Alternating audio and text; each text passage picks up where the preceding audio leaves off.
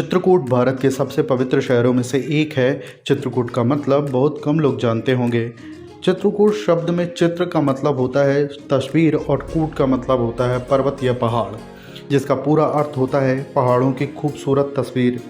यह बहुत पुराना शहर है जिसका अस्तित्व त्रेता युग से पहले का माना जाता है। इस शहर का महत्व इसलिए है कि 14 वर्ष के वनवास के समय यहाँ भगवान राम, सीता और लक्ष्मण ने 12 वर्ष बिताए थे। इस शहर में कई सारे धार्मिक स्थल हैं, जिनमें रामघाट, कामतानाथ मंदिर, कामतगिरी, सती अनुसुईया, भरतकूप, स्फटिकशिला, गुप्त गोदावरी, हनुमान धारा और जानकी कुंड जैसे कई सारे स्थल हैं। सबसे पहले हम बात करते हैं रामघाट की। रामघाट मंदाकिनी नदी के किनारे स्थित है और ऐसा कहा जाता है वनवास के दौरान भगवान राम इसी घाट में नहाने आया करते थे, इसलिए इसका नाम रामघाट हुआ।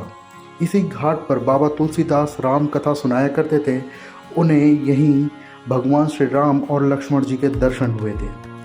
तभी से ये पंक्ति बहुत प्रसिद्ध है, जो इस तरह है: चित्रकूट के घाट पर भई संतन की भीड़, तुलसीदास चंदन घिसे तिलक देत रघुवीर।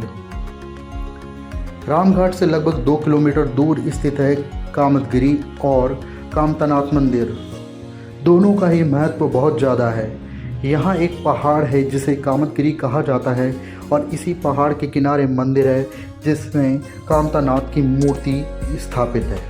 कामतानाथ जी को ही भगवान श्री राम का रूप माना जाता है। ऐसा कहा जाता है कि भगवान श्री राम भी कामतगिरी की परिक्रमा लगाया करते थे। ये मान्यता है कि भगवान राम ने कामतगिरी और कामतानाथ को आशीर्वाद दिया कि जो व्यक्ति दोनों की परिक्रमा करेगा उसकी सारी मनोकामनाएं पूर्ण होगी। तभी से लोग कामतगिरी की परिक्रमा लगाते हैं। चित्रकूट में कई सारे स्थानों में से एक है सती अनुसुईया। सती अनुसुईया और ऋषि अत्रि का नाम तो सभी ने सुना ही होगा। वनवास के दौरान भगवान राम और सीता सती अनुसुईया और ऋषि अत्रि के आश्रम आए थे। माता सीता को सती अनुसुईया ने ही पत्नी धर्म की शिक्षा दी थी और सती अनुसुईया के बारे में कहा जाता है कि एक बार भगवान ब्रह्मा, विष्णु और महेश इनकी परीक्षा लेने आए, लेकिन सती अनुसुईया ने तीनों को बालक के रूप में बदल दिया। सती अनुसुईया आश्रम घने वन के बीच मंदाकिनी नदी के किनारे स्थित है। प्रकृति की गोद में स्थित ये जगह आपको धार्मिक और मानसिक शांति देगी। यहाँ आप मछलियों को दाना खिला सकते हैं और वानर देव को भी। चित्रकूट जितना धार्मिक स्थल है उतना ही प्राकृतिक। घने वनों से घिरा चित्रकूट आपका वन मोह लेगा और इसी घने जंगलों के बीच स्थित है गुप्त गोदावरी। रामघाट से लगभग 17 किलोमीटर दूर पहाड़ पर स्थित है गुप्त गोदावरी। गुप्त गोदावरी का इम्पोर्टेंस इसलिए भी है कि जब भगवान राम वनवास के दौरान यहाँ पर रहा करते थे तो यहाँ गुप्त गोदावरी में दरबार लगाया करते थे, जहाँ सभी देवी देवता उनसे मिलने आया करते थे।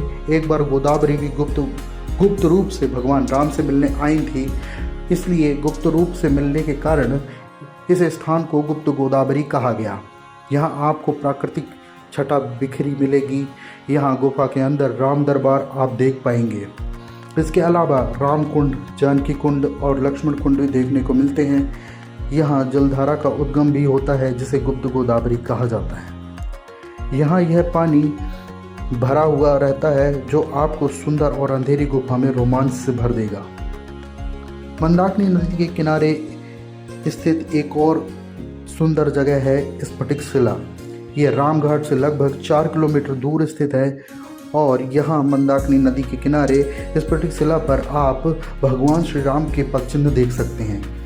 उस स्थान के बारे में ऐसी मान्यता है कि भगवान वनवास के समय भगवान श्री राम और माता सीता यहाँ विश्राम कर रहे थे।